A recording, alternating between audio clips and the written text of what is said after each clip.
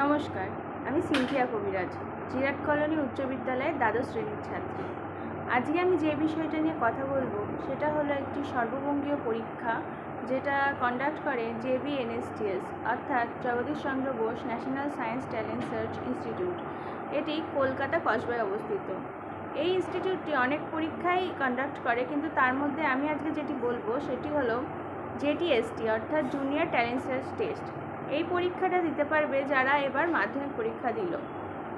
তাদের জন্য এটা একটি ভালো সুযোগ, কারণ এই এক্সামটা ক্র্যাক করতে পারলে একটা ভালো অ্যামাউন্টের স্কলারশিপ তো পাওয়াই যাবে, সঙ্গে আরও অনেক রকম অপরচুনিটিস যেরকম ওয়ার্কশপ, সায়েন্স ক্যাম্প এগুলো করা যাবে।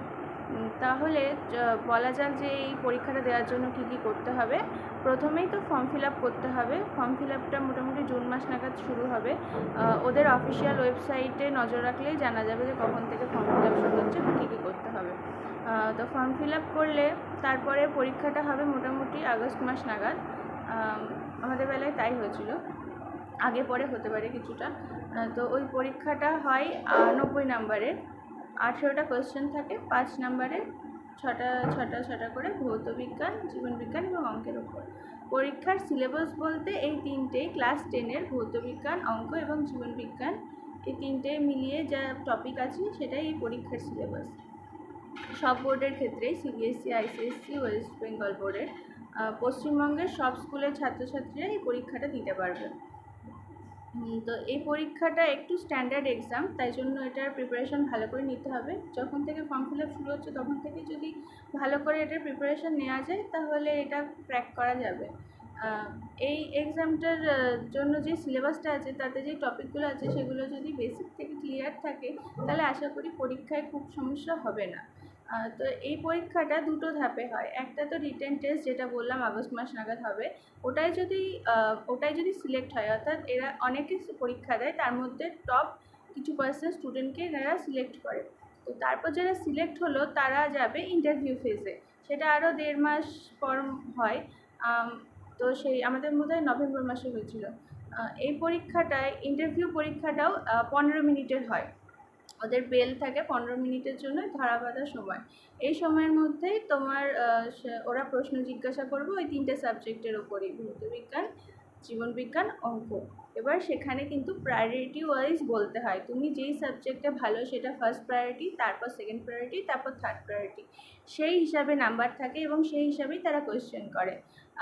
তারা খুব ফ্রেন্ডলি বিহেভিয়ার করে যাতে স্টুডেন্টরা ভয় না পায়।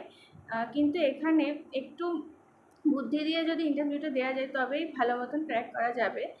এখানে যদি প্রশ্ন নাও পারো তাহলে ভয় পেলে হবে না, কারণ যারা আছেন তারা তোমাদের কমিউনিকেশন স্কিল এবং তোমাদের অ্যানালাইজিং পাওয়ারটাই দেখবে, তোমরা কতটা জানো সেটা দেখবেন না।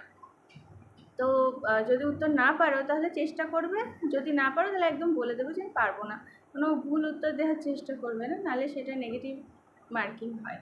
তো এই এক্সাম দুটোতে যদি ক্র্যাক করো তাহলে তারা ফাইনাল রেজাল্ট বের করে, যেখানে টোটাল ওয়েস্ট বেঙ্গলে কতজন সিলেক্ট হয়েছে সেটা জানা যায়। আমাদের বেলাতে 450 জন মতন সিলেক্ট হয়েছিল রিটেন টেস্টে, তারপর 300 জনকে ইন্টারভিউর পর সিলেক্ট করা হয়। সেই 300 জনই হলো এই পরীক্ষার টোটাল অ্যাওয়ার্ডি। তাদেরকেও 3টে ভাগে ভাগ করা হয়েছিল। প্রথম 200 জন ছিল JTST স্কলার্স, আর আরও 50 জন, বিশেষত মেয়েদেরকে আলাদা ক্যাটাগরাইজ করা হয় জুনিয়র বিজ্ঞানী কন্যা মেধাবৃত্তি অ্যাওয়ার্ডিতে। আমি তার মধ্যেই ছিলাম, আমার 6th র্যাঙ্ক হয়েছিল। আর বাকি 50 জন তাদেরকেও উৎসাহী দেওয়ার জন্য তাদের এনকারেজমেন্ট অ্যাওয়ার্ডিতে রাখা হয়। তো আমি বলবো এই পরীক্ষাটা যারা সায়েন্স নিয়ে পড়তে চাইছো সবাই দিতে পারো।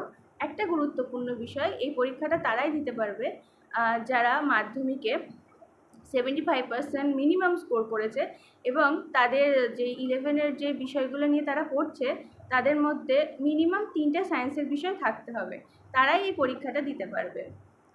তো আশা করি তোমাদের একটা ধারণা হয়েছে এই পরীক্ষাটা সম্বন্ধে, যে এটা কিভাবে দিতে হয়। আর সবাই মন দিয়ে পড়ো এখন থেকে, তাহলে তোমাদের এই এক্সামটা ভালো হবে। ধন্যবাদ।